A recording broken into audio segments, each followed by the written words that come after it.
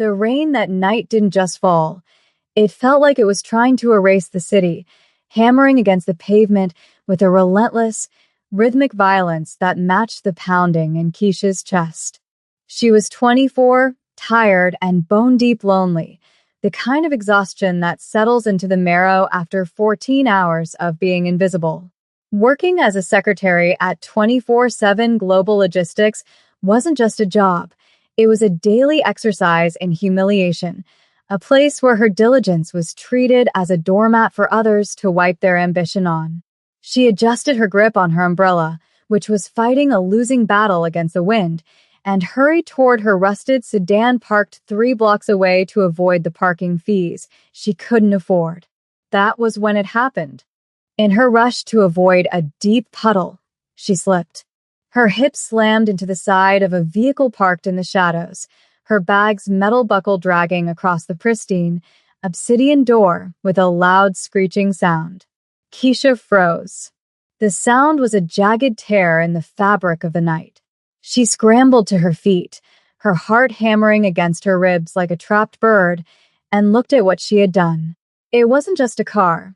It was a beast, a sleek, black specialized import that looked like it cost more than her entire bloodline had earned in a century. A jagged white scar now marred its perfect paint. The street was empty. The rain was heavy. No cameras were visible in this blind spot. The easy thing, the smart thing, the survival thing would be to get in her car and drive away. No one would know. No one would ever suspect the shy, African-American secretary who barely spoke above a whisper. But Keisha couldn't move. Her grandmother's voice, a ghost of memory, whispered in her ear about integrity being what you do when no one is watching. Her hands shook violently, not from the cold, but from the terrifying realization of what she was about to do. She pulled a soggy notepad from her purse, the paper damp and fragile. With a trembling hand, she wrote, "I am so sorry. I slipped and scratched your car. I can't pay it all now, but I will pay every cent. Please call me." She signed her name and number, her handwriting jagged with fear. She slipped the note into a plastic sandwich bag she had saved for her lunch and tucked it under the wiper blade, pressing it down against the cold glass. She stared at it for 1 second, a death sentence for her savings, a confession of guilt in a world that rewarded liars, and then she ran. She ran to her car, locked the doors, and sat there hyperventilating, waiting for sirens, for angry men, for the universe to strike her down. She didn't see the figure standing 20 feet away in the shadows of the alley, a man flanked by 2 large bodyguards, watching her every move. She didn't see the way the man, whose suits cost more than her annual rent, tilted his head, intrigued by the girl who apologized to a monster's car in the pouring rain. She just drove away, tears hot on her cheeks, unaware that she had just left her name in the hands of the most dangerous man the city had never dared to speak of. The next morning, the office felt sharper, colder, as if the air conditioning was pumping pure anxiety into the room alongside the recycled air. Keisha sat at her desk, her eyes rimmed with red from a sleepless night, jumping every time the phone rang. Every trill of the landline sounded like a judgment. She expected the police. She expected a scream. She expected her life to be over. "You look like you saw a ghost, Keisha," a voice drawled from above. It was Felicity, the senior executive assistant and the architect of 90% of Keisha's daily misery. Felicity was beautiful in a way that felt weaponized, sharp smiles, expensive highlights, and eyes that scanned people for weaknesses to exploit. She leaned against Keisha's cubicle, holding a latte that she would inevitably claim was made wrong so she could send Keisha back out in the cold to replace it. Or maybe you just finally realized that wearing that cardigan 2 days in a row is a fashion crime. Felicity laughed, the sound brittle and performative, designed to make the other assistants chuckle nervously. They did. They always did. Keisha just looked down at her keyboard, her fingers hovering over a spreadsheet, She had already checked 3 times. I was just tired, Felicity, Keisha whispered, her voice barely carrying over the hum of the copier. Tired? Honey, we're all tired. Some of us just handle it with grace. Felicity snapped, dropping a stack of unfiled reports on Keisha's desk. Finish these by noon. And don't mess it up like you did the lunch order yesterday. Keisha swallowed the lump in her throat, nodding silently. This was her life, absorbing the venom of people who felt small and needed to make someone else feel smaller to compensate. She worked in silence, the dread of the car note sitting in her stomach like a stone. Why haven't they called? She wondered. Maybe the rain washed it away. Maybe they didn't care. But deep down, she knew that people who drove cars like that always cared. They cared about every scratch, every slight, every penny. Around 11 a.m., her personal cell phone buzzed in her pocket. The screen showed a private number. The room seemed to tilt. Her breath hitched. She stepped into the hallway, her hands trembling so hard she almost dropped the phone. "Hello?" she whispered, her voice shaking. There was silence on the other end for a long, agonizing beat. Then a man's voice, smooth, low, and terrifyingly calm, spoke. "Keisha," he said. It wasn't a question. It was a statement of fact. "You left a note on my vehicle." Keisha squeezed her eyes shut, leaning against the cold wall for support. "Yes. Yes, I did. I am so sorry. I didn't mean to. I have insurance. Well, not great insurance, but I can make payments. Please don't call the police." The man on the other end paused again. "I am not interested in the police," he said, the tone unreadable, carrying an edge of danger that made the hair on her arm stand up. "I am interested in accountability. Come to the address I just texted you. Tonight, 8 p.m. Do not be late." The line went dead before she could beg, before she could explain, leaving her standing in the fluorescent hallway with the dial tone humming like a flatline. The address led her to a part of the city where the streetlights worked, the sidewalks were clean, and the buildings scraped the sky like monuments to impossible wealth. Keisha stood outside the heavy glass doors of a private club, the kind of place that didn't have a sign, just a bouncer who looked like he could punch through a brick wall. She was wearing her best blazer, which was 3 years old and slightly frayed at the cuffs, and she felt like a child wearing a costume. When she gave her name, the bouncer's stony expression shifted, a flicker of recognition, or perhaps surprise, and he opened the door without a word. Inside, the air smelled of expensive scotch, leather, and silence. It was dark, lit only by amber recessed lighting. She was led to a back room, a private lounge where a single man sat on a velvet sofa. He was Korean, perhaps in his early 30s, with a jawline that could cut glass and eyes that were darker than the rainstorm from the night before. This was Min Ho Kong. She didn't know the name yet, didn't know he was the heir to a logistics empire that operated in the gray zones of international trade, didn't know that rival CEOs whispered rumors about what he did to people who crossed him. She only saw a man who radiated absolute, terrifying power. He didn't stand up.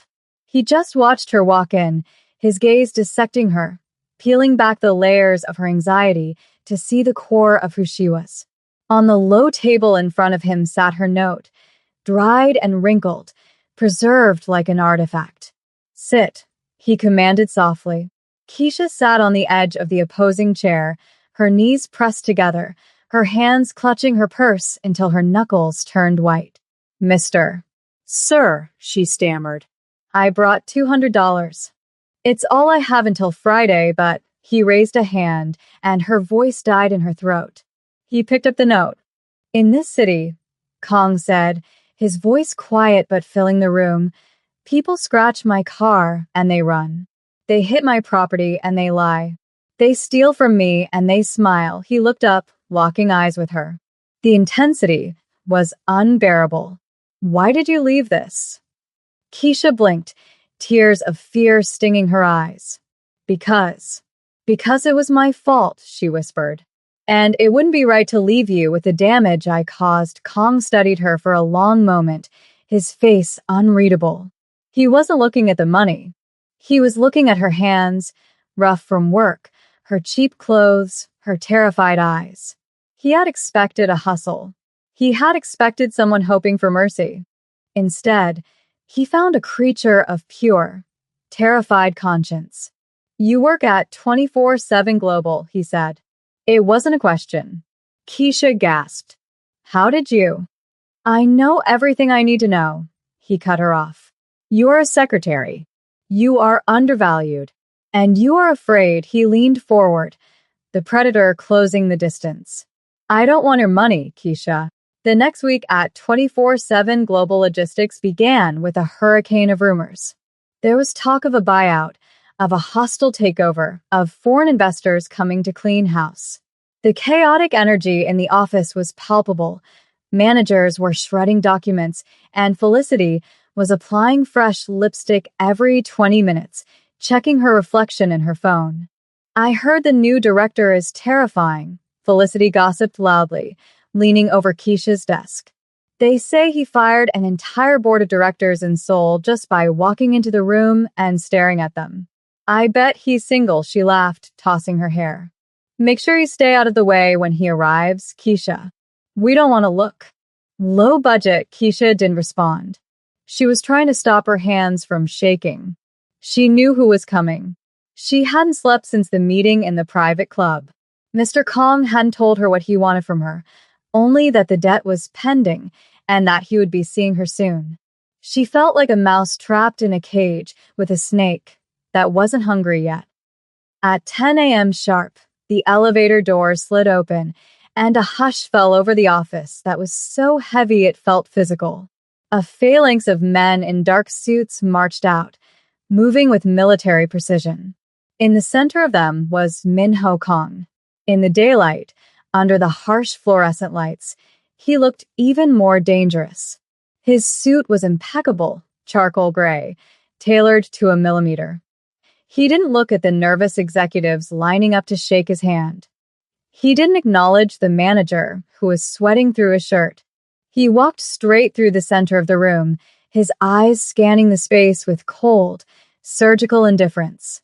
Felicity stepped forward, beaming, thrusting her chest out slightly, her voice pitching up an octave. Welcome, sir. I'm Felicity, the head executive assistant.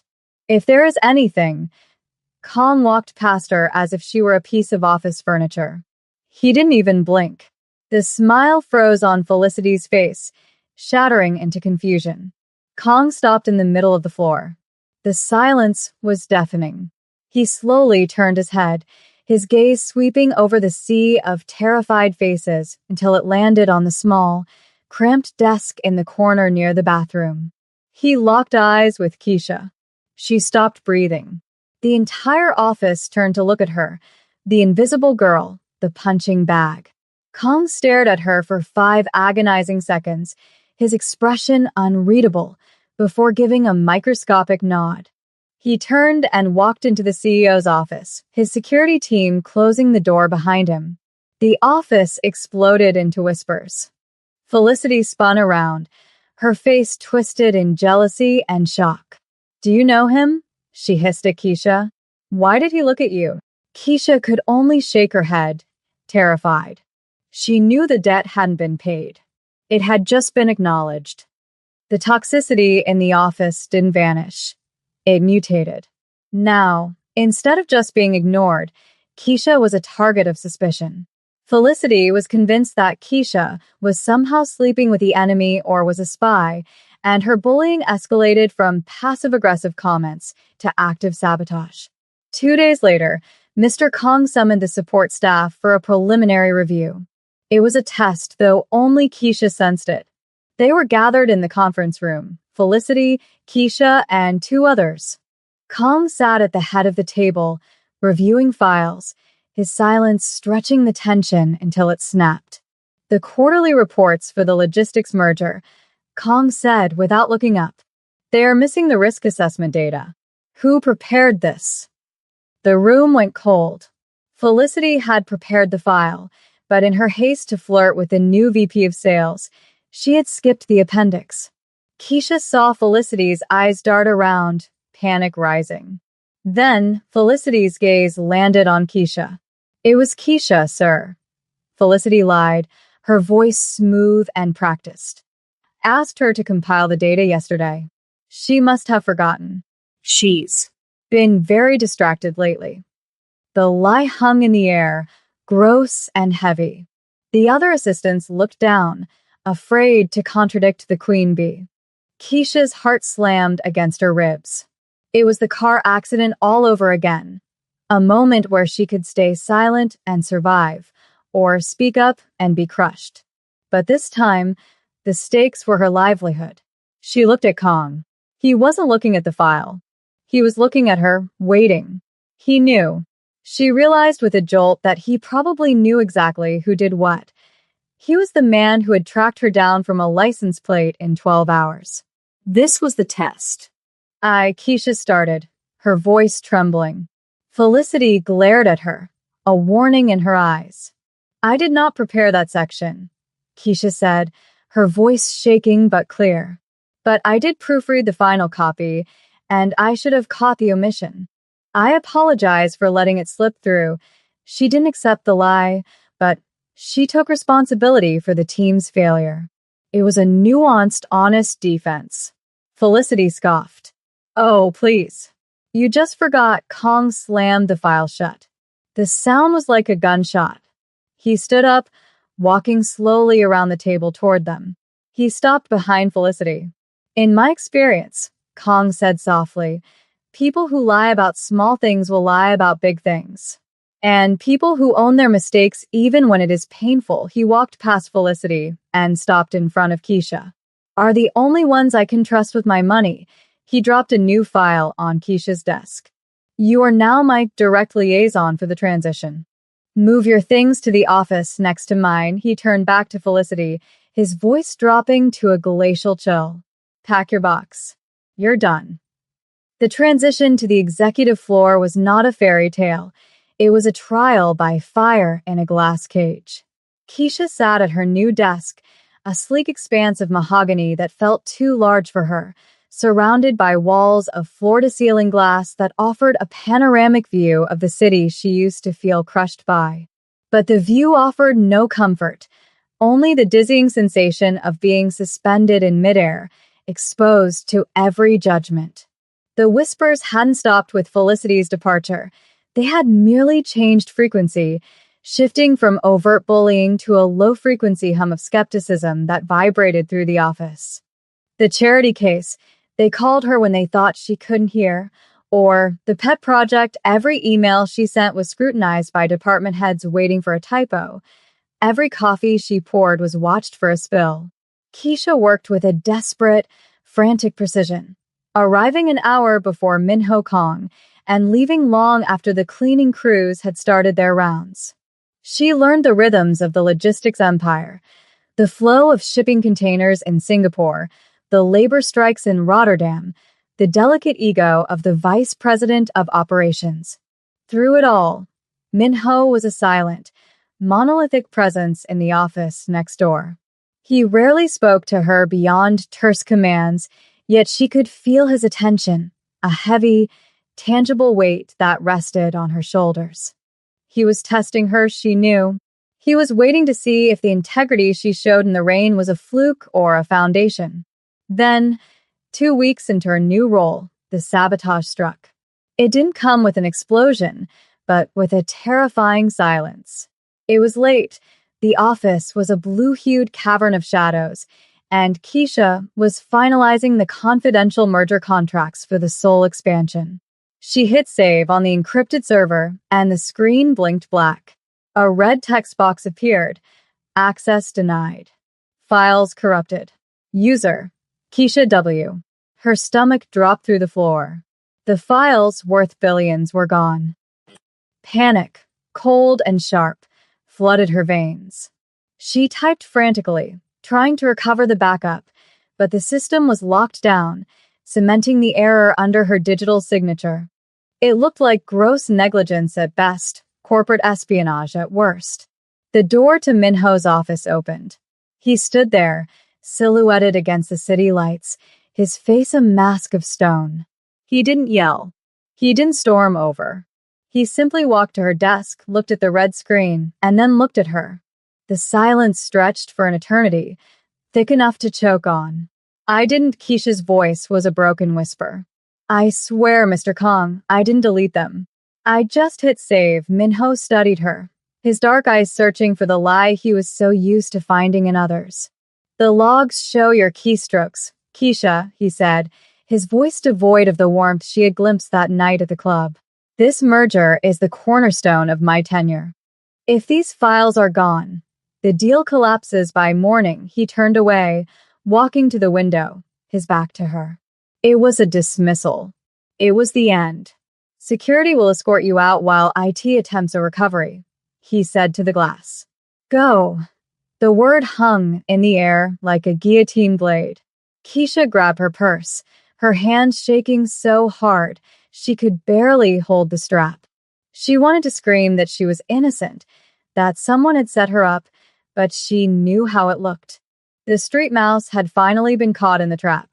She walked to the elevators, her legs numb, passing the smirking faces of the night shift staff who had been waiting for her to fail.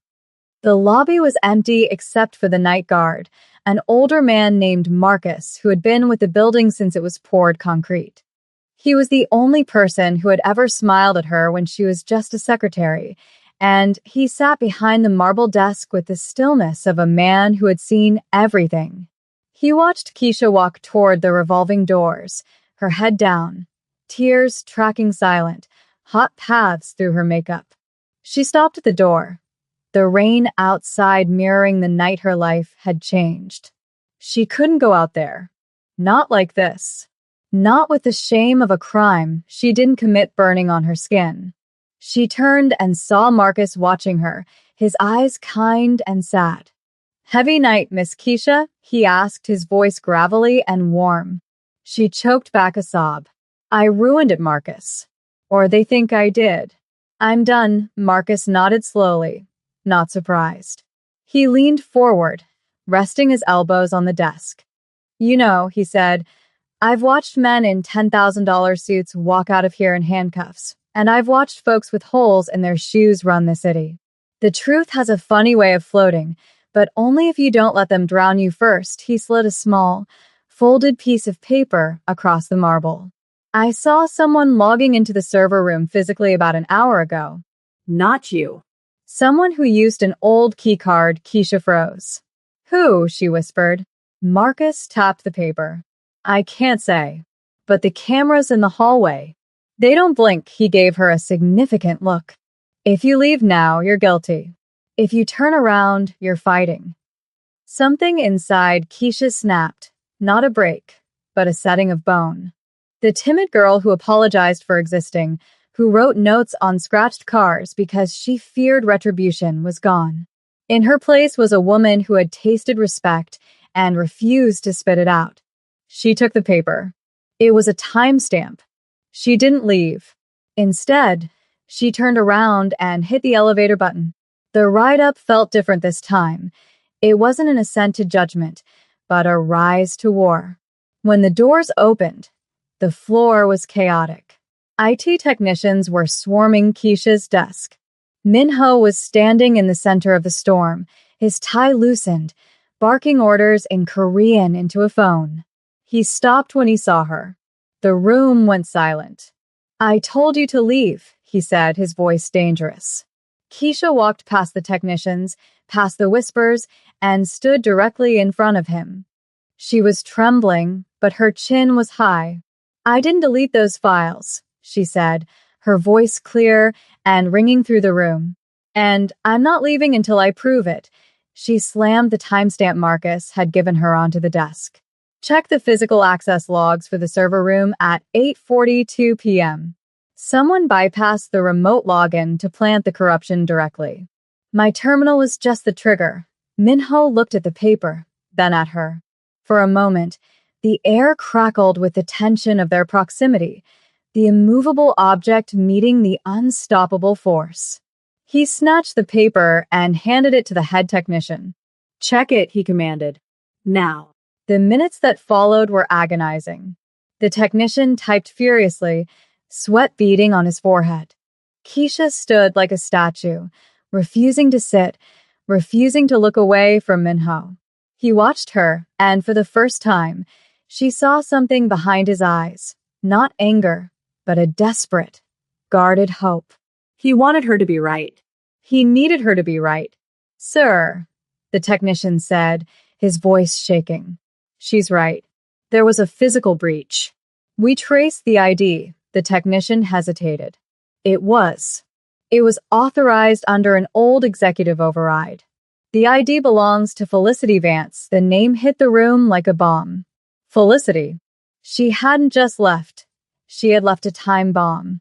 She had used a duplicate keycard to frame Keisha and destroy the merger out of spite. Minho didn't speak. He closed his eyes for a second, a muscle in his jaw jumping. When he opened them, the ice was gone. He looked at Keisha, really looked at her, seeing the steel spine beneath the soft exterior. "Restore the backup from the physical drive," Minho ordered the team, his voice calm again. "And call legal. I want Felicity Vance buried." He turned to Keisha. "Walk with me." He led her not to his office, but to the private elevator that went to the roof. They rode in silence, the air thick with the adrenaline of the near miss. The roof was a windswept helipad. The city sprawled out beneath them like a grid of diamonds. The rain had stopped, leaving the air crisp and cold. Minho walked to the edge, looking out over his empire. Keisha stood a few feet behind him, shivering slightly in the wind. "My father built this company on fear," Minho said quietly, his back to her. "He taught me that trust is a weakness, that everyone will stab you if you turn your back.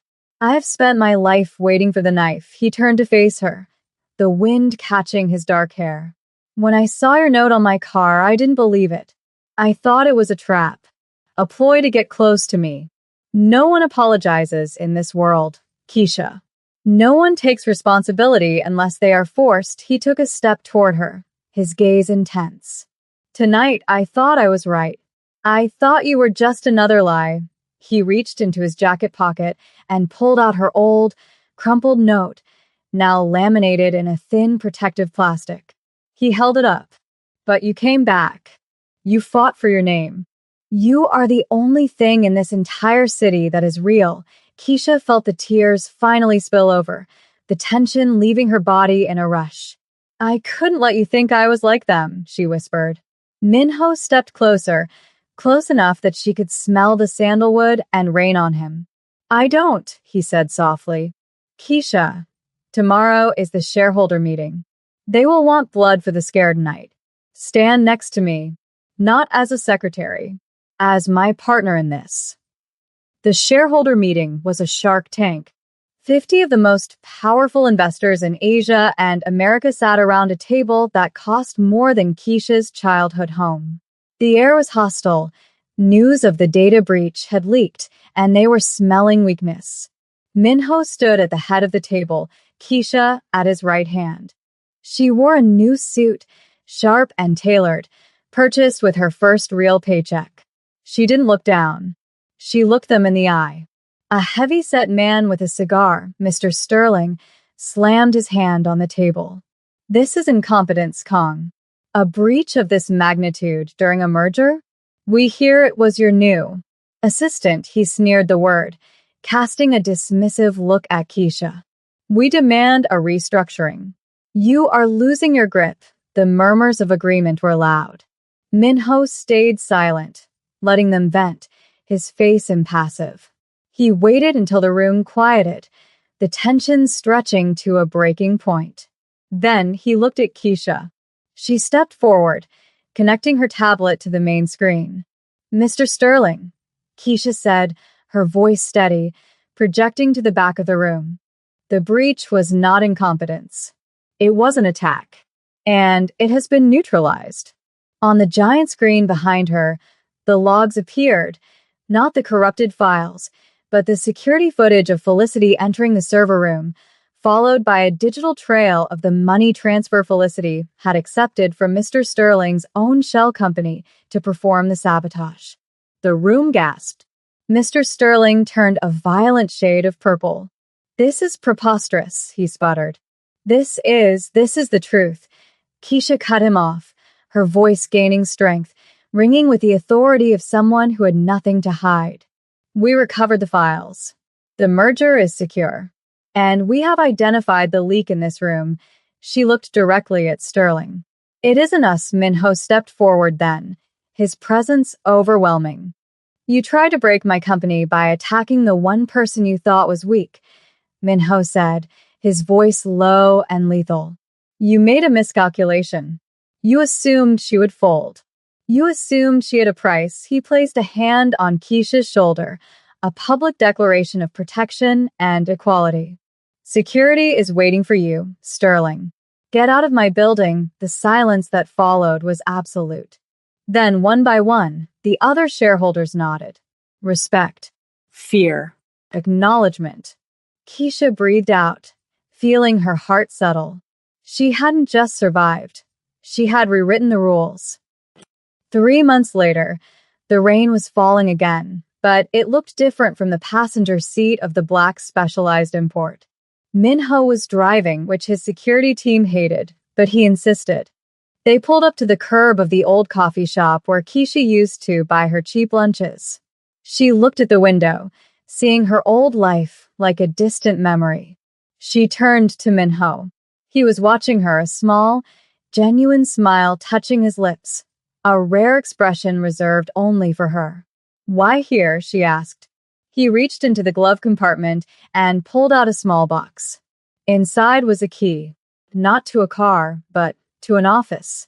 "The director of operations needs a new office," he said. "One with a view." Keisha took the key, feeling the weight of it. "I scratched your car," she laughed softly, a sound of pure relief. "And now you're giving me an empire." Minho looked out at the rain, then back at her. "You didn't scratch a car, Keisha. You woke me up." He started the engine, the purr of the machine deep and powerful. "Let's go home." As they drove away, the rain washed over the city, not erasing it this time, but cleaning it, leaving everything shining and new under the streetlights.